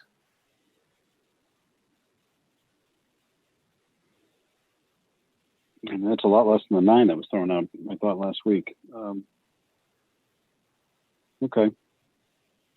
Could we circle So- back to the immediacy?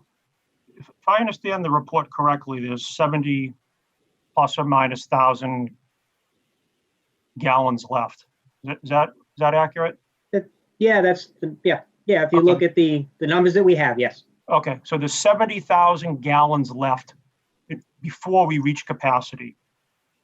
Of the list of projects that are in the pipeline, the only ones that are on the list that are either not substantially under construction or aren't 40Bs, Tobin Ave, 59 Princeton, 235 Littleton.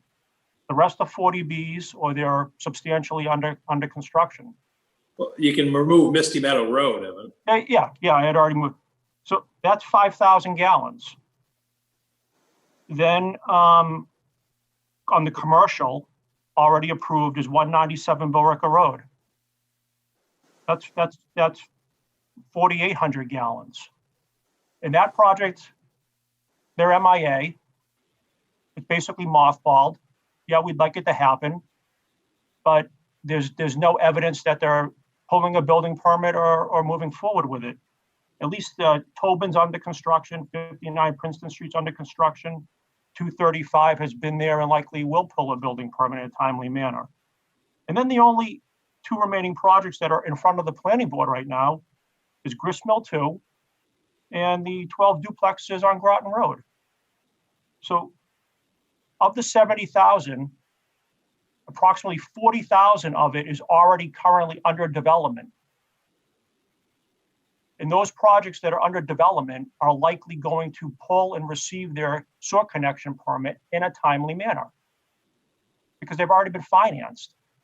So then you're left with 30,000 gallons, of which 25 is based upon the projects that are that I just mentioned. So as long as Tobin, 59 Princeton, 235, Gristmill 2, and Route 40 do their business in a timely manner, meaning get permits, building permits, get under construction, there's 30,000 gallons left. So, I think the immediate question is, well, what do you do with projects that are not in front of the planning board? It's clear to me that they're all well aware of the issue. And if October town meeting approves the revisions, well, then when they apply to the planning board, they know that there's likely going to be a change that's required. So, the other notion about building additional capacity and long-term solutions. If somebody wants to build a project after October and it requires a change of use, increased flows, or it's new development, I'm not sure there's anything wrong with the town simply saying, you're going to have to provide an alternative on-site system. And then we're left with taking care of existing homeowners that have connections, taking care of existing commercial industrial that already have connections, and you want to re-tenant, which we've already discussed that this evening. And then you're left with new development. And if the town chooses that those new developments of sizable change of use or new flows have to have a private system, so be it. But at least there's a solution for the projects that are under construction or in front of the board right now.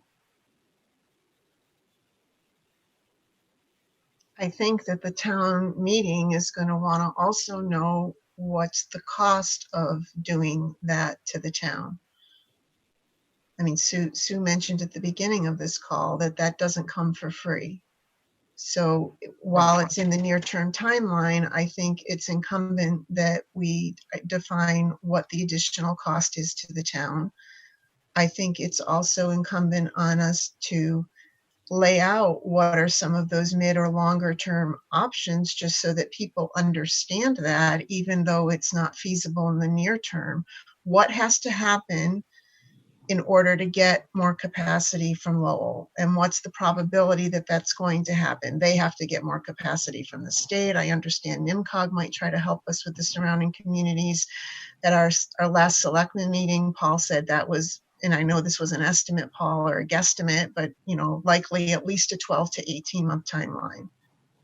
I think we need to kind of go validate some of those guesstimates on what the timelines are for some of those things and what the costs are. And I think that the options that were talked about, including the moratorium, the bylaw change, our own sewage treatment plant, if you're going to go to town meeting with a bylaw change, I think you have to also lay out what are the other options or things that we can consider in the future, because otherwise we're just answering those questions on the fly. And I really feel there needs to be some structure to this, and to pull some of that data together, even if it is only a guess at this point. We can qualify it as a best guess. I also, Paul Cohen, I hear what you're saying about it's not defined in our intermunicipal sewer agreement what the fines are for the overflow. It just says they're going to pass fines down to us from whatever we have to pay, whatever they get fined. So is that, I mean, if we dug a little deeper, is that actually defined somewhere in a state document, or is it just Lowell doesn't know what they'd be fined for running over? Right. There's no reference beyond the intermunicipal agreement with the city of Lowell that goes beyond that. And as we know, the city of Lowell has their hands full with the EPA and DEP because of the combined sewer overflow that goes into the river every time there's a storm. So they're in a tough spot, which is why Lori Trahan, came forward and tried to provide some assistance and financial support for the extraordinary cost and burden that they're facing with the combined sewer overflow. So I don't know, but my concern is, and going back to Evan's discussion, and this kind of ties to your concerns in Virginia.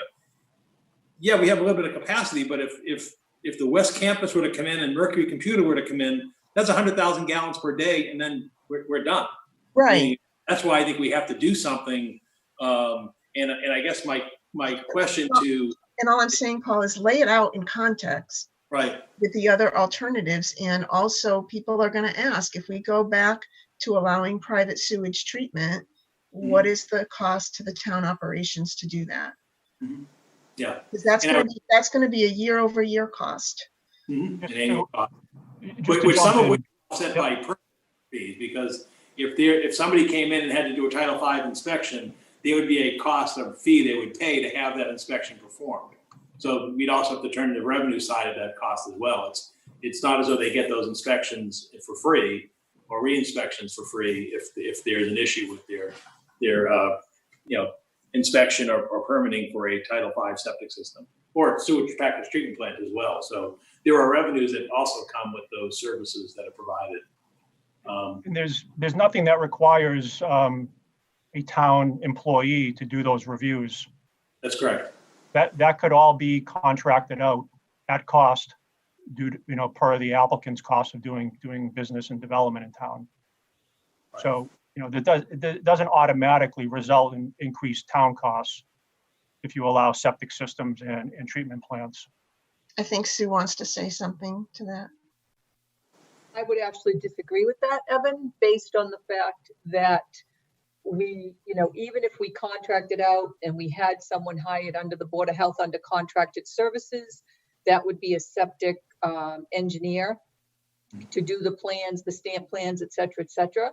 But Title V enforcement falls under the Board of Health. So it would absolutely have an impact on my department. The only person I have right now in my department that is a certified Title V inspector is Michelle.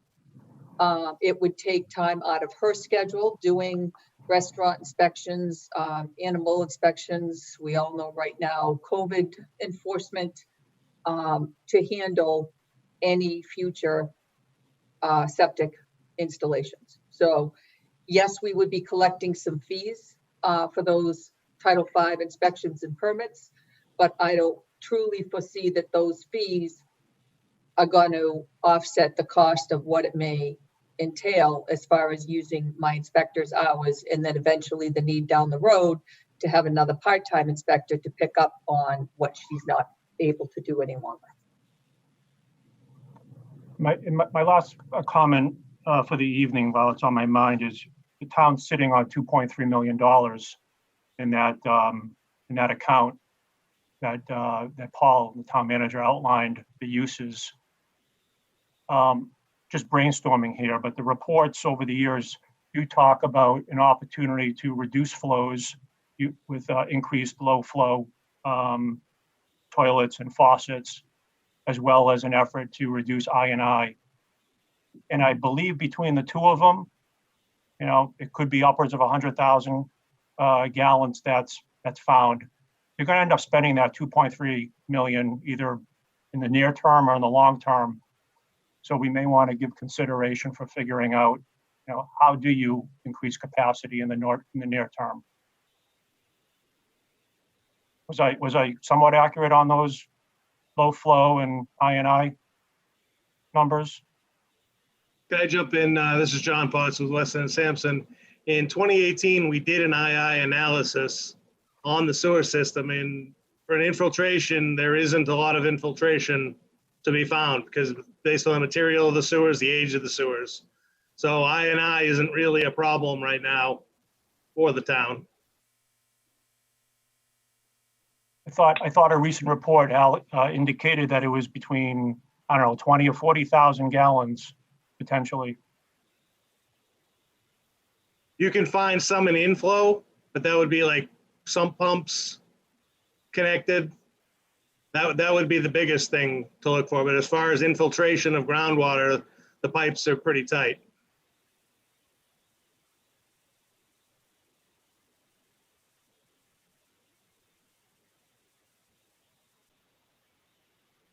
I think one of the things we should do, and Steve and John are on this call, is we should put an article to fall town meeting to utilize some of the funds in the capacity fund to do the study and to identify alternatives, you know, to obtain capacity and sort of, you know, spell those out into reality, which I think goes to Virginia's question about, well, can we better define what the options are, what the cost would be, what the likelihood would be, what the results would be, and obviously that's going to take some engineering effort. So if you could, you know, sort of give, you know, in the days and weeks ahead to, you know, a couple weeks ahead to sort of identify, you know, what is it going to take to better refine, you know, realistic, you know, short, intermediate, and long-term options for flow capacity at this time, because it's you know, it's an analysis that needs to be done to guide us going forward.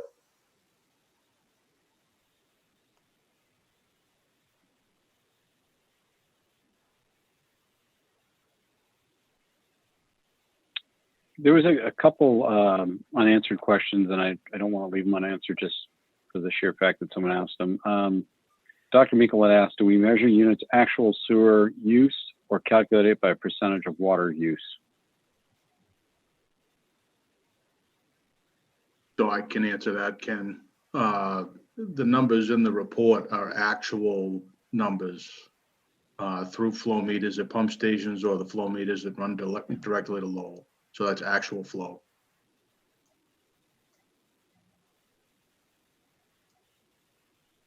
All right, and then Eric, you want to say something? Good. Yeah, I was just trying to clarify. I asked that question back when we were talking about if there was a way to, when Paul was saying that we could possibly tier the use from individual houses. And I was just wondering, so that's we measure it where it goes from Chelmsford into Lowell, but we don't measure it necessarily out of a residential home or commercial built establishment into the city and charge based on that. The charge that goes to the home or the business, that's calculated as a percentage of what goes in based on the water. Is that correct? Correct. Exactly. So we're trying to differentiate it that, you know, if somebody's like watering their lawn or something, that doesn't necessarily impact the sewer, but it does impact what they pay if we were to tier it. But that exists today. We don't have, irrigation meters, and we charge them based on their water flow under a flat rate system. So I don't see the difference whether we go to a graduated rate system, how that differs in terms of approach.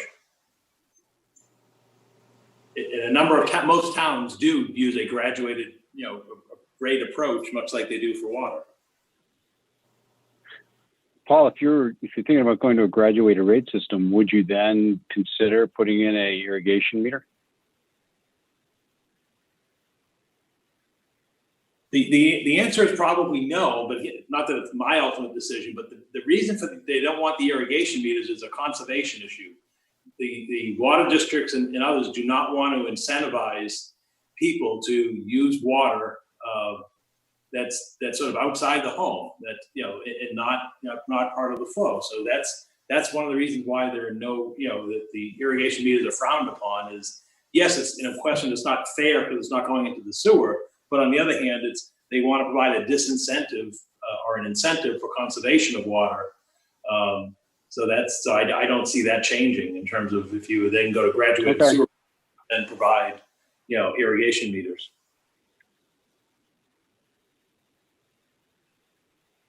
There were a couple more questions, but as I read them, why wouldn't you allow single-family homes to add additions and tear down rebuilds, and to be realistic to assume that? So is it realistic to assume that a builder could build X number of units and not be encouraged, concerned with sewer septic until after the fact? I think that all goes back to the same answer, that it's first come, first serve right now. So if someone had if the Tobin Ave property decided to go crazy right now and get them all built, it's first come, first serve. He goes live. Understanding that, are we going to do anything to alert people who have open permits that this issue's there and it's first come, first serve, and when we run out, it's out? I think you have to alert the whole community. I mean, all property owners of the fact that, what the current flows are and the status of where we are. So I think the answer is yes, Ken. I think we have to alert everybody in terms of the limited sewer capacity in the community. And I think, as Paul Haverty said, once we get a better handle on, well, what does this mean in terms of the policy implications going forward, in terms of, okay, given that you have limited capacity, what does this mean in terms of, like you said, a single family home putting an addition on, or a commercial property doing a change of use and so on. But yes, I think we have a responsibility to notify all property owners in the community that we're broaching our sewer capacity limit. Ken, I got a question. Sure, go ahead. Like Evan's point, we have 70,000 gallons left. I think that was the figure. I don't know. Are we going to flirt with disaster and approve all these permits till we reach that limit and then we have no capacity? Or are we going to have a buffer of so many thousand gallons? What are we doing here? We're going to approve everything till we reach the bitter end, and now we get no more. That's why I don't know. The report says no more tie-ins. Can I jump in? Because I think what I heard from Paul Haverty, Town Council, was if somebody applies next week to the planning board, they're going to be made well aware of the issue. The planning board may grant the permit. Granting the permit does not guarantee anything, if I understand Town Council correctly. I'm talking sewage permits, not planning board. The planning board decision may have some other new conditions in there, or may have some new facts and findings.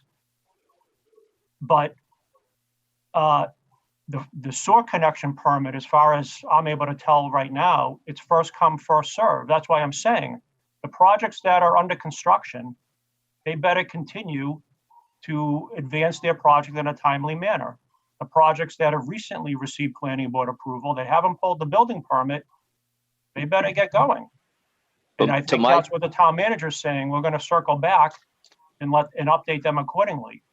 Well, I think my point would be, are we gonna allow companies like Mercury Computer to do this and Central Square? And then all of a sudden we're at a capacity now.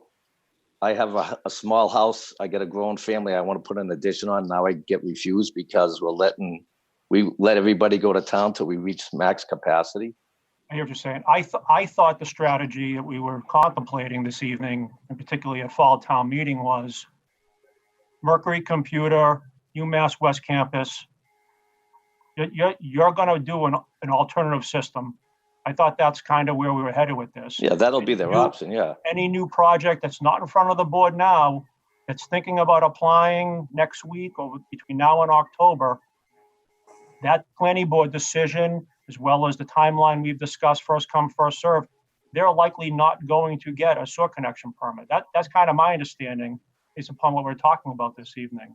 And I think what we've talked about this evening is trying to find a legal mechanism where existing single-family homes and existing vacant and commercial industrial square footage that are re-tenanting or continuing the use would be allowed to do that. I think that's what we've asked council to clarify or look into a bit further. And that's what happened in 2002, is the Sewer Commission instituted a moratorium on large unforeseen connections to the municipal sewer system. So I think, yeah, Hank, that's the concern that I would share too. You don't want to be sitting there trying to explain to residents, oh, sorry, you can't put an addition on your house because we just gave,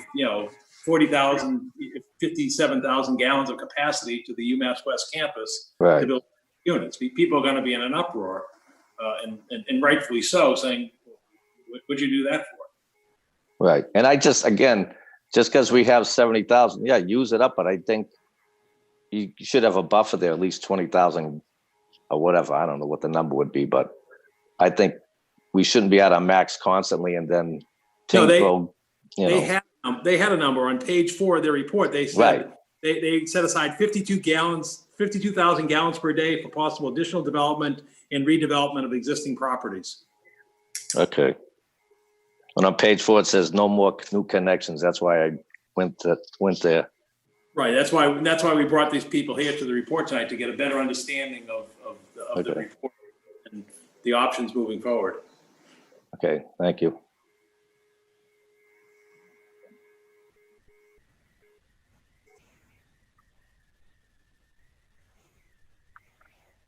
So is there anybody else? Any more discussion? Any other questions?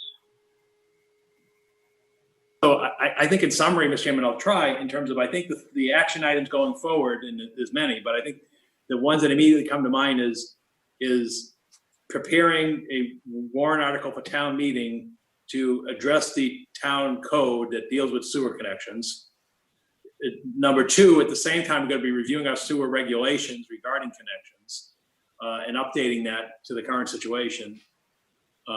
3 is going to town meeting and utilizing the sewer capacity fund to undertake a study to identify options for the future for sewer capacity for the town in terms of either generating capacity within the town or beyond the town limits, whether it's a Lowell or elsewhere. And I think,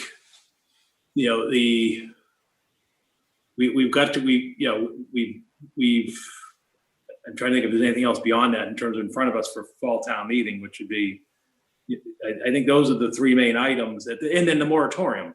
I think town council will work with DPW and circle back with the Board of Selectmen in terms of,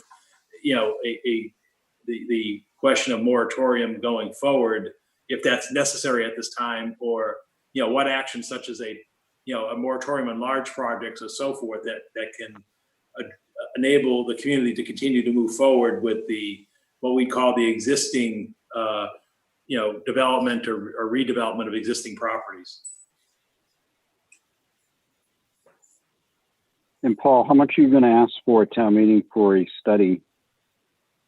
I'm going to consult with Weston and Sampson to see, give them a week or so, or, I think certainly, again, we really should know by Labor Day in terms of, what we're looking at going forward, because the Board of Selectmen scheduled to sign the warrant the Monday after Labor Day, which is the 14th.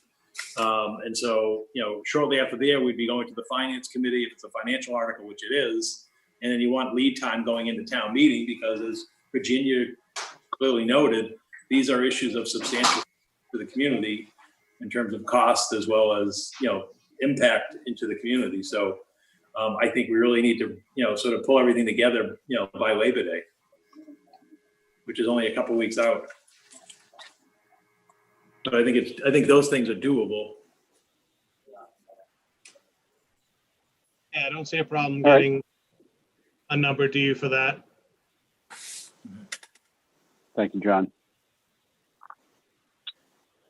There's no other questions in the queue. I don't see anybody's hands up or anything. Does anybody else have any comments, questions, closing remarks? I mean, it's Paul had said at the beginning of the meeting, I wanted to thank everybody for taking time out to join us. I think a lot more gets done at these tri-board meetings. So thank you to the planning board and the Board of Health for giving us access to you tonight. And thanks, Paul, and everybody at the DPW and the guys from Weston and Sampson for being on, and everybody else who dialed in to listen and so forth. With that, any motions? Make a motion to adjourn. I'll second. We have a motion, a second. All in favor? Aye. Aye. Aye. Good night. All right. Thanks, everybody. See ya.